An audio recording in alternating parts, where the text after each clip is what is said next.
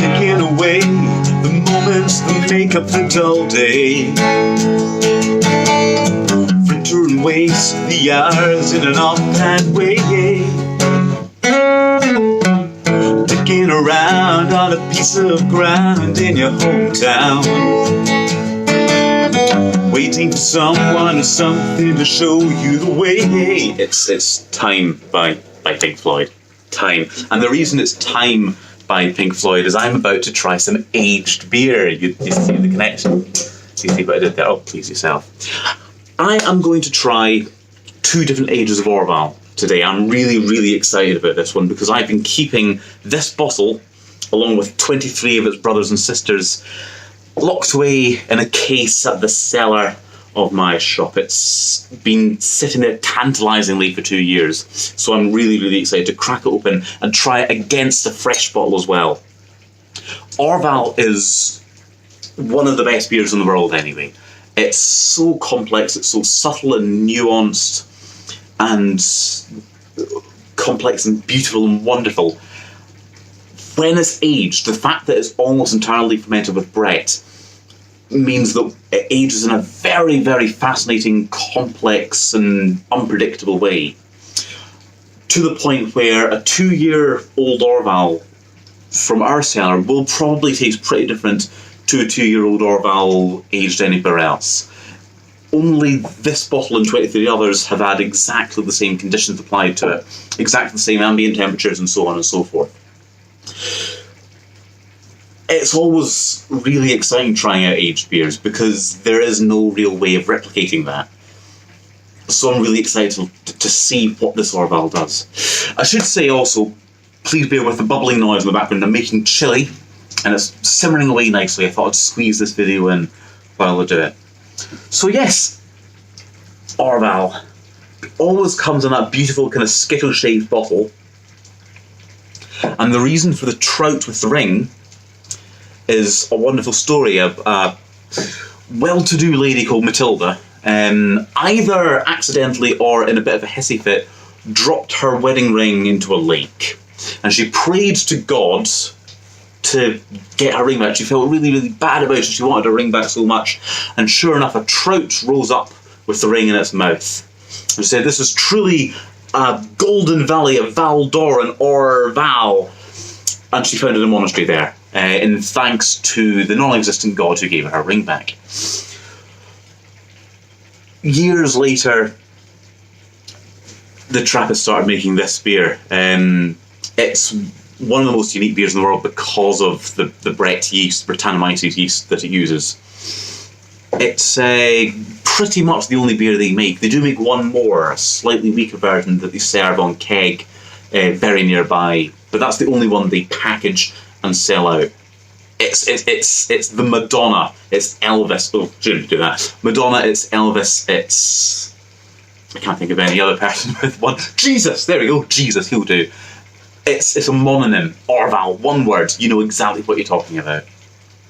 It's one of my top 5 beers anyway. If you put me up against a wall and asked me not what my favourite was, but what I think the single best beer in the world is, I would probably pick Orval if you had a gun on my head. That may be West Letterin 12, maybe Rochefort 10. It's certainly a Trappist. It's probably going to be Orval because it doesn't need to go to the ridiculous heights of those in order to get the complexity and interest out. So I'm going to try the 2. Fresh one first, aged one later, and we're going to see what comes of it. I'm very excited. So let's crack the first one. Incidentally, very still, you can see it there. It's not rising out and gushing out. I suspect the second one might. So let's see what we get.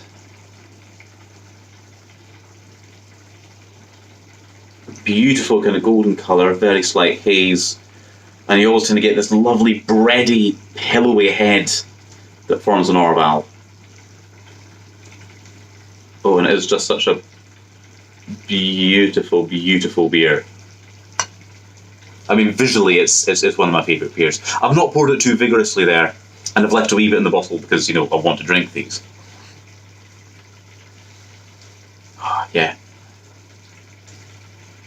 So straight away you get that lovely kind of weird, funky barnyard sort of note. There's straw and hay in there. Oh,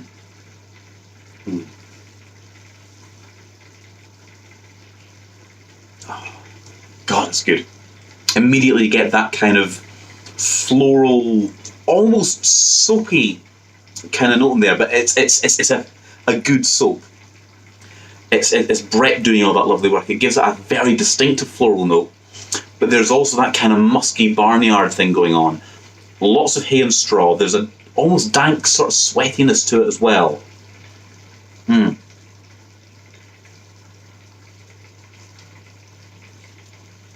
Very effervescent, pillowy.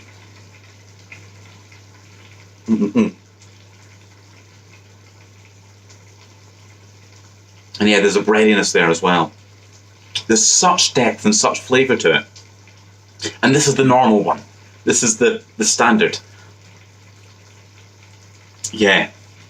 Just on its own, no frills added, no age given to it. This was bottled January this year. So it's only 4 months old. And it's holding up beautifully. That's exactly what Orval should be. But I'm not interested in how it should be. I'm interested in how this has turned out. So yeah, like I say, 2017, it's been lurking in my cellar at work for 2 years. It was bottled January 2017. So it's almost exactly a year. In fact, wow, that was bottled on the 23rd of January this year. That was bottled on the 26th of January 17. So there's almost exactly 2 years in it. And of course, yeah, this has been kept at a fairly cool ambient temperature, but an ambient temperature nonetheless in my cellar at work. So let's crack it open and see what happens. I'm going to hold it up because, like I say, it's had 2 years extra fermentation to that. Fermentation produces alcohol and CO2, so let's see. Oh, it's actually rather well behaved. It has, you can see it there, there is a bubbliness, a ring of kind of bubbles in the head that's formed just with the release of pressure there. So it has, that's an immediate visual indication of the effect of that fermentation. But let's pop it in here and see what we get. Yeah, similar colours. It almost actually looks lighter, which I wouldn't have expected. I'll have to compare it to the other one. The head, you can see already, is a greater proportion of the glass.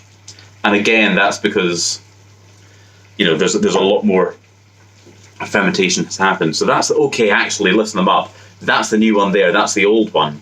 And you can see visibly that one is a lot lighter than that. That's simply oxidation. If you look, you know, you bite into an apple, it turns brown. If you leave fortified wine for long enough, it becomes murky, and that's how you get port and sherry, Oloroso and PX. So it's literally just an oxidative browning effect, that.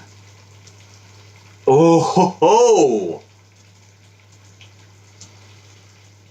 Oh, that's beautiful. Oh, that's good. Sorry, that's really good. There's something vinous about that. There's something bready. It smells drier, which is impressive because Orval's a pretty dry beer anyway. Oh yeah, there's something immediately different about that. It smells. That smells kind of fresh hay and flowers. That smells more woody and port-like, and yeah, there's a sort of porter sherry-ish note to that, and a real woodiness, a kind of, yeah, the barnyard thing's coming much more heavily in that than it is in that. So let's try head-to-head and see what we get.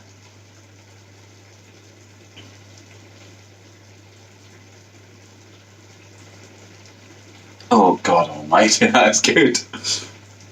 Oh! Sorry, I'm very happy. Give me a wee second.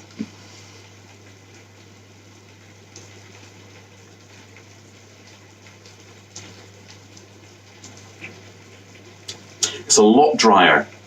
The floral nature is still there, but there's this real kind of dry, musty woodiness to it, and there's a thread of bubblegum going through it as well, which I've noticed previously when I've had aged Orval.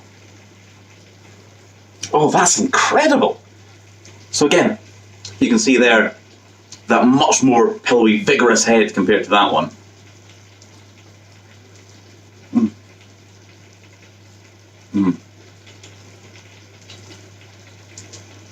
That's almost fruity compared to this. This is so dry.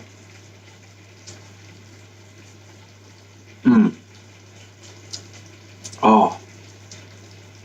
It's so dry, the bready Brett really comes through. There is that kind of oxidative port sherry-like character that's coming through as well. There's... oh. What is that? It's so complex.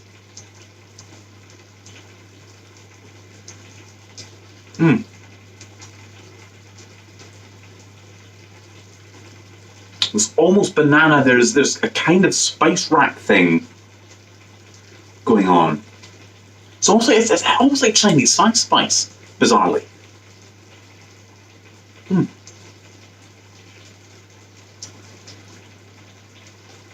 Yeah, you still getting the clovey thing there, but there's so much more going on. Just to say spicy does it a disservice, because yeah, there's spice in that, but it's so layered. It's remarkable. Oh, I'm very happy.